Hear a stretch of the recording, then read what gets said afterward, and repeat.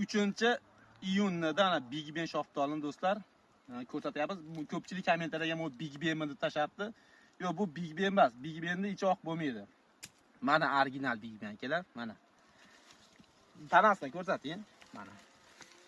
Rangi qora qizil 3 qaytgan bo'ladi. Bozor rastalarida juda qimmat sotiladi. Sababi mana. Sababi kачественный tovari juda kuchli ekanlar, mana. Lissi, bilisi zo'r. Buni ichi sariq bo'ladi.